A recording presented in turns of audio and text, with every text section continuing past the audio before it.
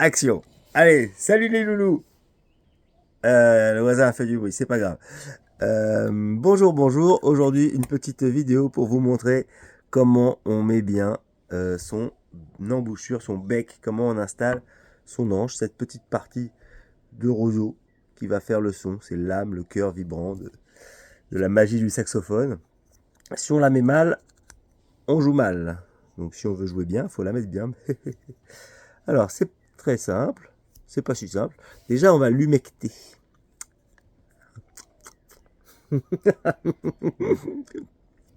C'est la partie hygiénique du saxophone. Donc, en temps de Covid, enlevez votre masque avant de le faire. Si ça vous dégoûte de le faire vous-même, faites-le faire par quelqu'un d'autre. Vous pouvez aussi le passer sous l'eau du robinet. Mais personne ne fait ça. Parce que les musiciens sont des dégueulasses. Alors, ensuite, le but, c'est de placer l'anche comme ceci. Où est la caméra? Voilà. Le focus là.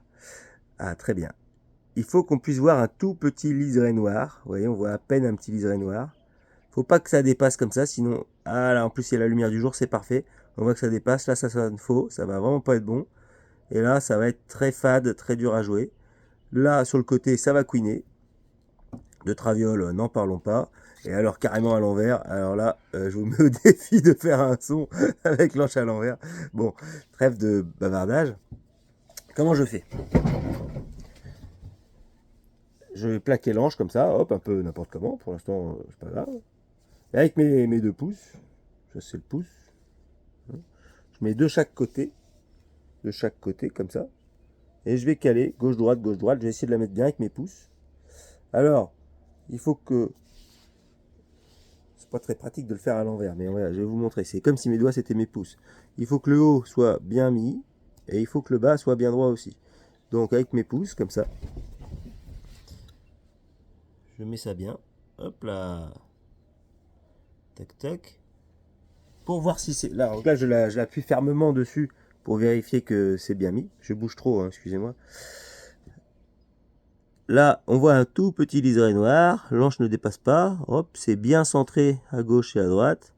Donc là c'est top. Là, j'ai même pas besoin de ligature. Si je le tiens, ça joue. Voilà. Et maintenant, je vais mettre la ligature. Alors moi, je vous donne ma technique, mais c'est un peu la technique de rue, quoi. C'est pas la technique officielle parce que c'est mon habitude. Voilà. J'ai pas d'autre justification. Après, on va mettre la ligature. Donc, il y a un sens souvent. Hein. On la met dessus, comme ça. On fait gaffe à pas bouger l'anche. Donc, toujours on maintient bien l'anche. On pose la ligature. Jusqu'à ce qu'apparaisse généralement sur le bec, il y a un petit liseré ici, un petit trait. Donc, on va jusqu'au trait. Voilà. Et après la ligature, on la serre bien. Il faut bien la serrer parce que des fois, quand on va mettre son bec sur le bocal du saxophone, on va déplacer un petit peu cette ligature, ça va faire bouger l'anche et on est bon à recommencer. Alors c'est pas grave, on peut recommencer avec le saxophone comme ça, mais c'est un peu plus gênant. Voilà, le rendu final, c'est ça. Vous voyez. Et le petit espace, c'est là où l'air va passer. Voilà. Là, au-dessus, j'ai ma pastille qui pose les dents. Là, j'ai mon anche, le bec, la ligature qui est bien serrée. Voilà. Alors après, les anches, commencez avec des anches faibles. Jouez avec des anches faibles, même, je veux dire.